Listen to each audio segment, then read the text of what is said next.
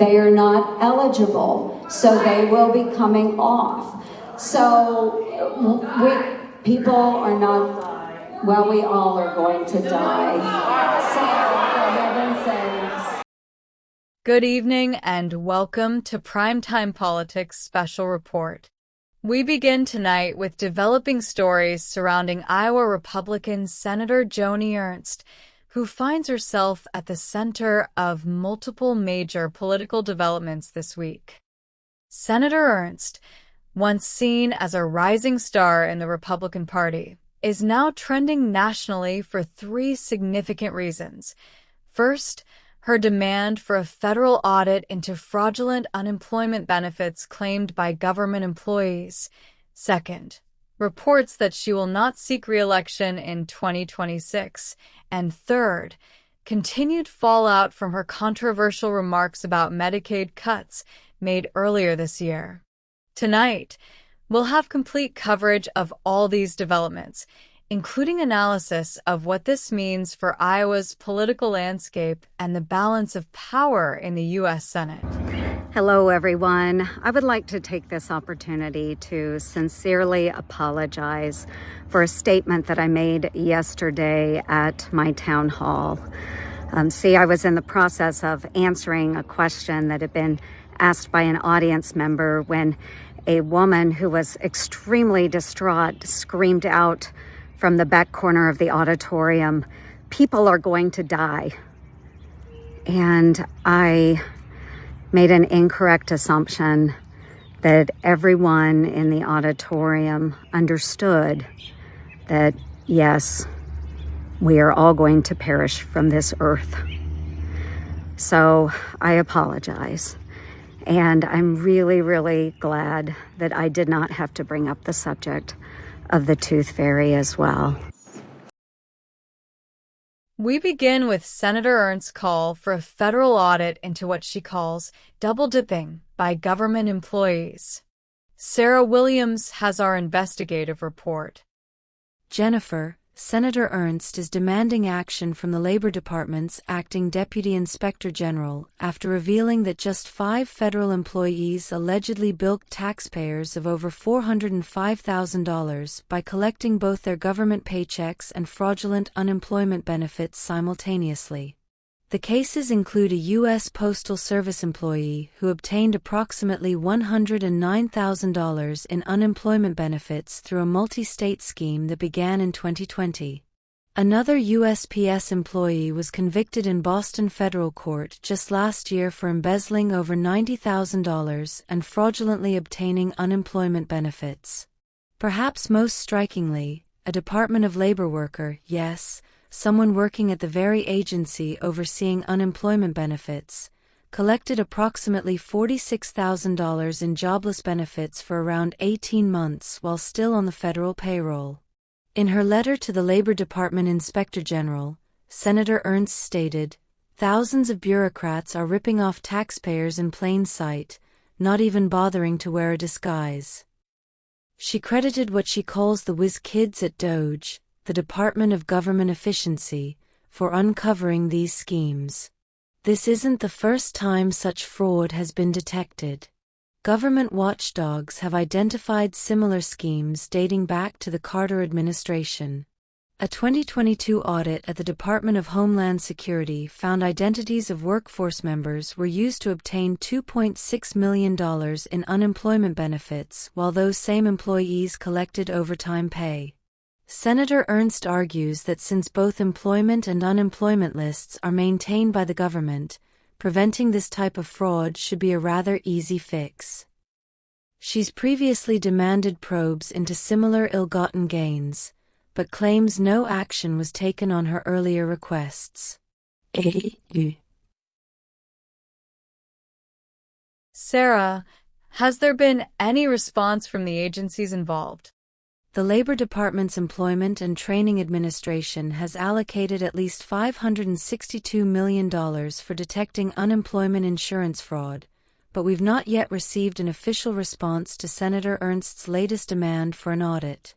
It's worth noting that not all these cases involve deliberate fraud. Some government employees have had their identities stolen by scammers. Turning to another major development, reports suggest Senator Ernst may not seek re-election in 2026. Michael Roberts has this report.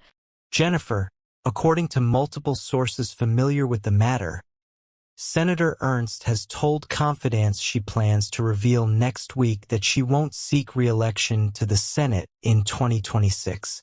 Her announcement is reportedly scheduled for Thursday.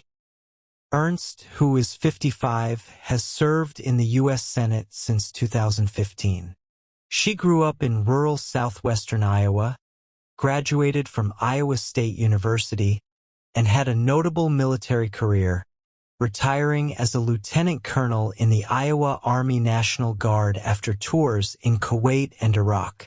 A spokesperson for Ernst did not reply to requests for comment, but sources say the senator has told people close to her that she intended to serve only 2 terms, believes she has accomplished what she set out to do, and plans to transition to the private sector. This potential retirement could complicate Republican efforts to maintain control of the Senate. Republicans currently hold a 53-47 margin, and while nonpartisan analysts believe they're favored to retain control next year, losing an incumbent in what was considered a safe seat creates new challenges. At least 5 Democratic candidates have already announced they will run for the seat, including State Senator Zach Wahls, State Representative Josh Turek, and Des Moines School Board Chairwoman Jackie Norris. Despite these retirement reports, Ernst has been publicly evasive about her plans.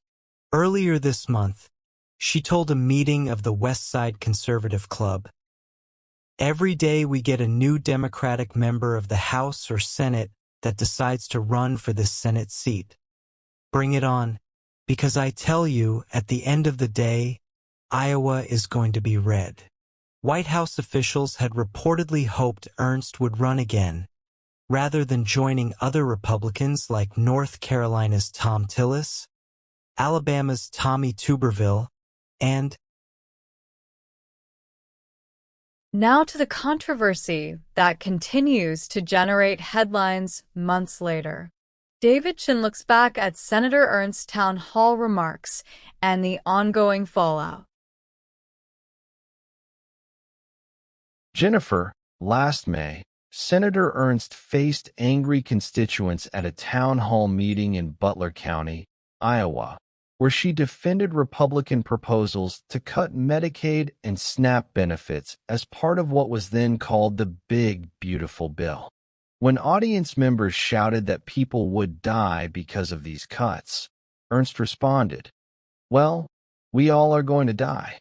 The crowd reacted with gasps and boos, but Ernst seemed unbothered, urging attendees to listen to her explanations about the goals of the reforms. Ernst emphasized that Republicans would focus on those that are most vulnerable and protect those who meet eligibility requirements for Medicaid. She argued that 1.4 million undocumented immigrants receiving Medicaid benefits were not eligible and would be removed from the program. The Congressional Budget Office had projected that the House Republicans' changes to Medicaid, including work requirements for some recipients, could lead to 7.6 million Americans losing health insurance by 2034.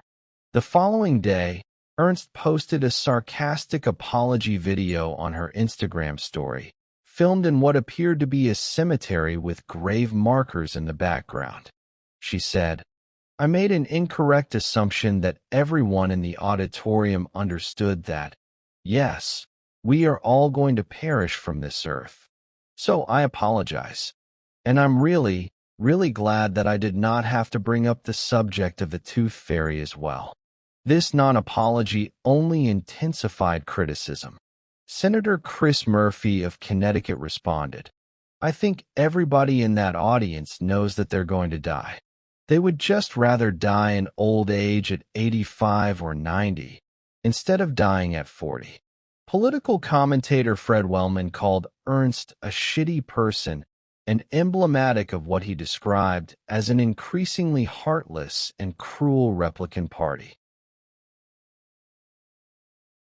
Joining us now for analysis are political strategist Marcus Johnson and professor of political science at Iowa State University, Dr. Evelyn Soto. Welcome to you both. Professor Soto, let's start with you. How significant would Senator Ernst's retirement be for Iowa politics? Iowa, once a swing state, has trended increasingly Republican over the past decade. Cook Political Report rates Ernst's seat as likely Republican, making it less competitive than other Senate races next year. However, losing an incumbent always creates uncertainty. Democrats have been gaining momentum in special elections, so they may see this as a potential flip opportunity. Marcus, your take on the strategic implications for Republicans. Professor Soto, how damaging have Ernst's comments about Medicaid been to her reputation? The remarks themselves were controversial, but the sarcastic non-apology arguably compounded the damage. It plays into a narrative that Republicans are indifferent to the struggles of vulnerable Americans. However, in an increasingly red state like Iowa, the political consequences may be limited, though it certainly provides ammunition for Democratic challengers. Marcus, how might these different elements, the fraud investigation, retirement reports, and controversial remarks, intersect as we look toward 2026? These create a complex narrative. On one hand, Ernst's anti-fraud efforts appeal to her base as fiscally conservative. On the other, the Medicaid remarks could alienate moderate voters. If she does retire, the election becomes a referendum on these policies rather than on her personally, which might actually benefit Republicans in Iowa. Beyond these controversies, Senator Ernst has been active on other policy fronts. Here's a brief look at some of her recent initiatives. Senator Ernst has chaired the Senate Small Business Committee and highlighted various Iowa small businesses each week. She recently touted the passage of her Family Farm and Small Business Exemption Act as part of broader legislation. She has also focused on government efficiency, releasing a report exposing taxpayer-funded projects that are over $1 billion over budget. She introduced the Biomanufacturing and Jobs Act with bipartisan co-sponsors to expand domestic production and strengthen supply chains. On agricultural policy, Ernst has worked to eliminate barriers to biofuel production and introduced a bipartisan resolution to recognize National Farmers Market Week. As we've seen tonight, Senator Joni Ernst is at a significant political moment, potentially facing her final year in the Senate while grappling with policy controversies and leading oversight efforts. The coming weeks will be crucial on several fronts. Will the Labor Department IG act on her audit request? Will she formally announce her retirement? And how will these developments affect both her legacy and the political landscape in Iowa? That's all for this Prime Time Politics Special Report. I'm Jennifer Lee. Thank you for joining us. For our team of correspondents and producers, good night.